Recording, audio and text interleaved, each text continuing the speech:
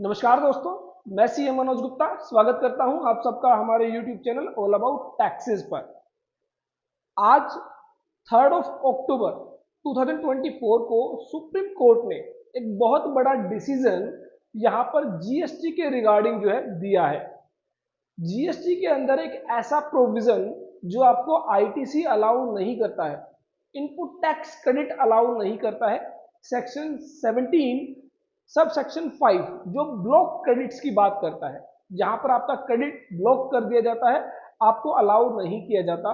वहां पर supreme court ने जो है एक बहुत बड़ा डिसीजन दिया है और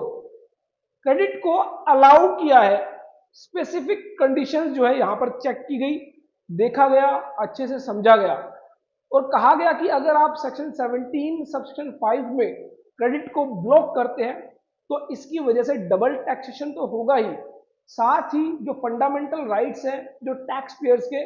उनका भी जो है आप कॉन्ट्रावेंशन कर रहे हैं। तो ऐसे में एक बड़ा डिसीजन है सुप्रीम कोर्ट का। आप हमारी वेबसाइट allabouttaxes.in पर जो है विजिट कर सकते हैं, जहां पर इसके रिगार्डिंग काफी डिटेल में बात की गई है। इसके अलावा जैसे ही ये जजमेंट अवेलेबल होगी, टेलीग्राम चैनल से आप डाउनलोड कर सकते हैं। ये जो डिसीजन है बेसिकली इमूवेबल प्रॉपर्टी के रिगार्डिंग दिया गया है। आप सबको पता है सेक्शन 17 सब सेक्शन 5 के तहत अगर आप इमूवेबल प्रॉपर्टी कंस्ट्रक्ट करते हैं और उस कंस्ट्रक्शन में आप जो भी मटेरियल यूज करते हैं उसका क्रेडिट आपको अलाउ नहीं किया जाता। तो ऐसे में सफारी रिट्रीट केस, ये जो है केस जजमेंट का नाम है, जहां पर ये डिसीजन दिया गया है कि बेसिकली जो टैक्स पेयर है उन्होंने क्या किया, एक मॉल कंस्ट्रक्ट किया। मॉल कंस्ट्रक्ट करने के बाद आगे जो वो यूनिट्स थी उनको क्या कर दिया, रेंटेड आउट, लेट आउट कर दिया और कहा गया कि जब ये जो एक्टिविटी है जो रेंट पर प्रॉपर्टी दी जा रही है ये जीएसटी के दायरे के अंदर है, इस पर जीएसटी लेवी किया जाता है, तो ऐसे में इस मॉल को कंस्ट्रक्ट करने में जो भी आईटीसी, जो भी मटेरियल यूज किया गया वो आईटीसी क्यों अलाउ नहीं किया जाएगा। इसके रिगार्डिंग हाई कोर्ट के अंदर भी यही डिसीजन लिया गया था कि ये जो आईटीसी है ये अलाउ किया जाना चाहिए, लेकिन उसके बाद डिपार्टमेंट ने क्या किया, डिपार्टमेंट ने इसके अगेंस्ट सुप्रीम कोर्ट में जो है अपनी एप्लीकेशन फाइल की और वहां पर सुप्रीम कोर्ट ने भी अगेन जो हाई कोर्ट का जजमेंट है उसको मेंटेन करते हुए कहा कि ये जो आईटीसी है ये क्या किया जाएगा, अलाउ किया जाएगा। तो यहाँ पर काफी सारी बातें जो है सुप्रीम कोर्ट ने कंसिडर की है, जहां पर कहा गया है कि जिस तरह आप किसी होटल के अंदर देखते हैं जो फिटिंग्स हैं, जो सैनिटरी फिटिंग्स हैं, उनको प्लांट एंड मशीनरी की डेफिनेशन में रखा गया, उन्हें प्लांट माना गया है। सेम वे में अगर आप देखेंगे कि जो थिएटर्स है वहां पर थिएटर को प्लांट माना गया है। सेम वे में जो आपका पावर जनरेशन बिल्डिंग्स हैं उनको भी प्लांट माना गया है। तो सुप्रीम कोर्ट ने कहा कि यहां पर भी ये जो मॉल है, ये जो बिल्डिंग है, इसको प्लांट क्यों ना माना जाए,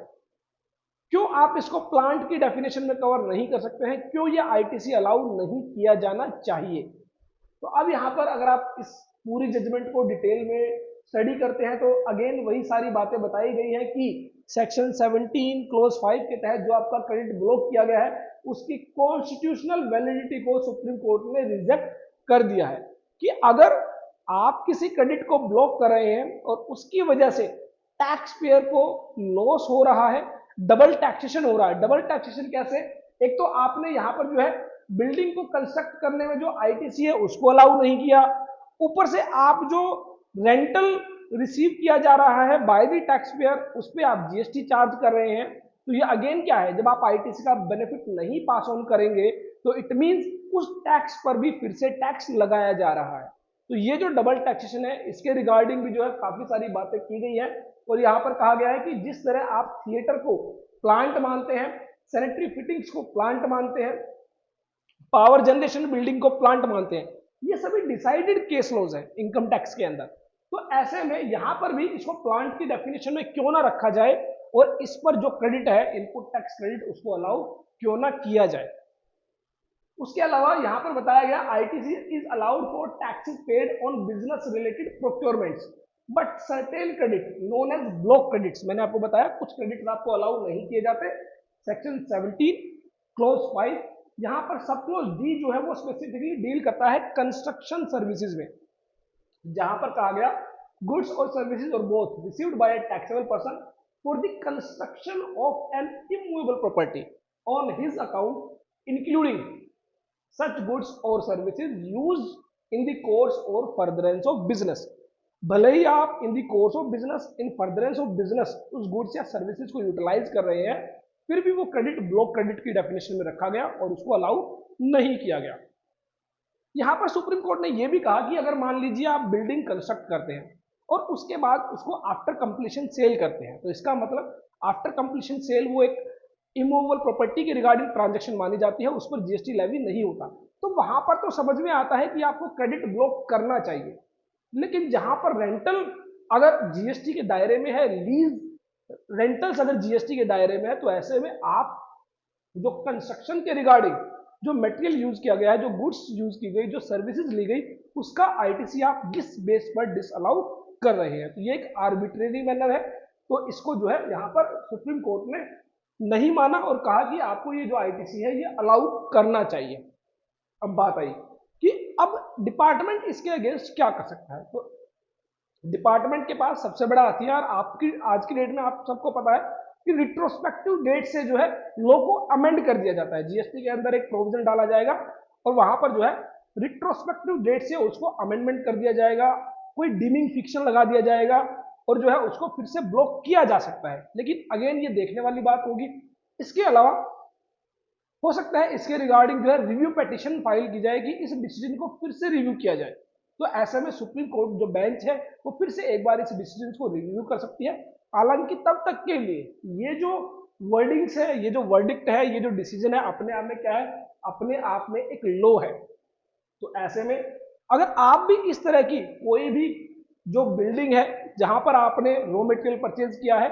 जो आपका बेसिकली जो बिल्डिंग मटेरियल है वो आपने परचेज किया है, उस पर आपने जो आईटीसी है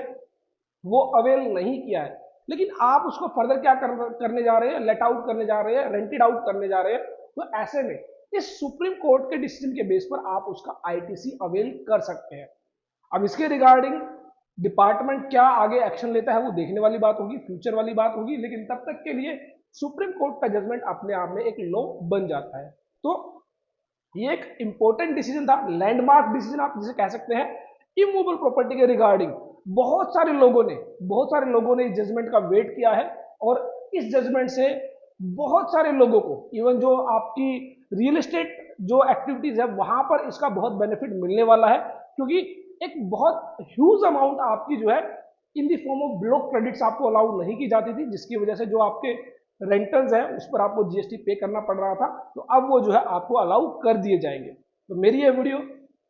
इसीलिए यहाँ पर जो है आपके साथ डिस्कस की गई है कि आपके केस में भी अगर इस तरह की कोई भी एक्टिविटीज है जहां पर आप कोई बिल्डिंग कंस्ट्रक्ट कर रहे हैं जिसको आप लेट आउट करने वाले हैं, रेंटेड आउट करने वाले हैं, तो ऐसे में सुप्रीम कोर्ट का ये डिसीजन जो है आपके फेवर में है और कहीं ना कहीं आपको रिलीफ देने वाला है। तो आई होप मेरी ये वीडियो आपके लिए यूजफुल होगी और ढेर सारी ऐसी वीडियोस के लिए देखते रहिए, लाइक करते रहिए हमारे YouTube channel all about taxes को। और जो भी लोग सीखना चाहते हैं income tax, GST, TDS, ESIC, EPF, तो ऐसे में हमारे जो कोर्सेज सेक्शन में बहुत सारे कोर्सेज यहाँ पर मिल जाते हैं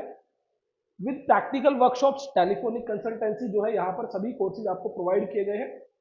तो एक एक करके आप इन सभी कोर्सेज को विजिट कर सकते हैं विद डेमो वीडियोज जो है आपको यहाँ पर ये कोर्सेज अवेलेबल कराए गए हैं। तो फिर मिलेंगे एक नई वीडियो के साथ, देखते रहिए, लाइक करते रहिए हमारे YouTube channel all about taxes को।